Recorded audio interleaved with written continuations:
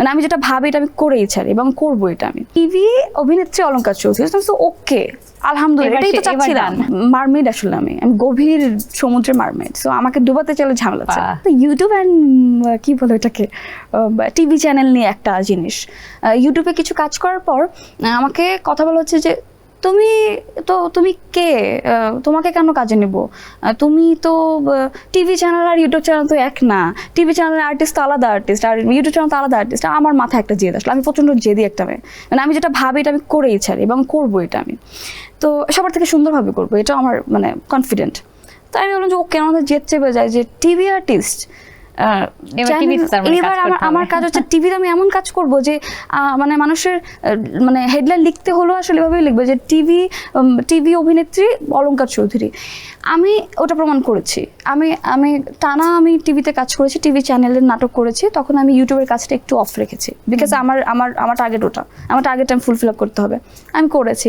এবং তার কিছুদিন পরেই চ্যানেলে একটা কাজ করেছিলাম, এমন যে আমায় চাই, সজল ভাই এবং আমি ছিলাম নাটকটিতে আমি শ্রেষ্ঠ অভিনেত্রী অ্যাওয়ার্ড পেলাম। সেখানে লেখা ছিল টিভি অভিনেত্রী অলংকার চৌধুরী।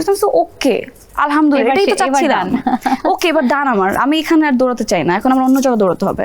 আমি লং রানও বলবো না, অ্যাকচুয়ালি মারমেড আসলে আমি গভীর সমুদ্রের মারমেড, সো আমাকে ডুবাতে চলে ঝামেলা আছে। I just love your spirit, মানে এটা ধরে রেখো, ডেফিনেটলি তুমি অনেক দূর যাবে। যেটা বলছিলে না যে লম্বা রেসের ঘোড়া, যেটা তুমি বলতে গিয়েও আটকে গেলে, আমি বললাম, সো ডেফিনেটলি আমি অ্যাপ্রিশিয়েট করি। তবে একটা কথা শোনা যাচ্ছে তোমার শাহেদ শাহরিয়ারকে নিয়ে, যে তোমার সঙ্গে তার কোনো সম্পর্ক আছে কিনা, এটা কতটুকু সত্য? আই ডোন্ট নো ভাই, এটা কোত্থেকে শুনো, এইসব কথা কোত্থেকে ভাই? না, তোমার হাসি, তোমার এক্সপ্রেশন বলে দিচ্ছে সামথিং ইজ দেয়ার। না, একদমই না। সে শুধুমাত্র আমার কো আর্টিস্ট এবং আমিও তার শুধুমাত্র কো আর্টিস্ট। তবে আমাদের সুন্দর কিছু কাজ হয়েছে, যে কাজগুলো দর্শক অনেক পছন্দ করেছে এবং দর্শকেরও গ্রহণযোগ্যতা অনেক ভালো ছিল। তো আর সিনেমা পাড়ার কথা বলছিলে, তুমি বেশ কিছুদিন ঘুরেছো, কোন কোন ডিরেক্টরের কাছে গিয়েছিলে, নাম বলতে পারবে? এটা তো আমি তাদের মনে রাখিনি, তারা মনে রাখার মতো কেউ না, সিরিয়াসলি। কয়জন ডিরেক্টরের কাছে গিয়েছিলে? গুণই নেই আসলে। যখন কাজ করার চিন্তা ভাবনা থাকবে তখন তো আসলে গুনবো না যে আমি 5 জনের সাথে কথা বলবো তারপর 5 জন আর ঘুরবো না, এটা কেমন ভাই? তার মানে তোমার পরিচিত বলার মধ্যে যারা ছিল মোটামুটি সবার সঙ্গে যোগাযোগ করেছিলে, সেটি হয়নি। 2-1 ফেমাস ডিরেক্টর কি সেই তালিকায় ছিল না? থাকবে তো, এটা খুবই স্বাভাবিক না? সেই নামগুলো একটু জানতে চাচ্ছি। না, সেই নামগুলো জানা যাবে না, কারণ তারা এখনো কাজ করেন, আমি জানাতে চাই না। কিন্তু তারা এখন খুবই মানে রিগ্রেট ফিল করে।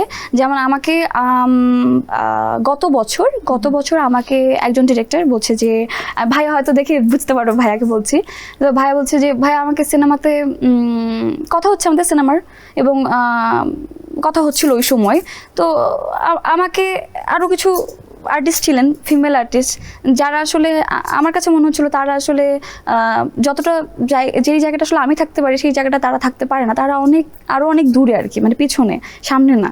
তো তার কাছে ডিরেক্টর কাছে মনে হয়েছে যে সে আসলে অনেক সামনে, আমি হয়তো পিছনে। সেই সময় মনে হয়েছিল, কেন মনে হয়েছিল আই ডোন্ট নো।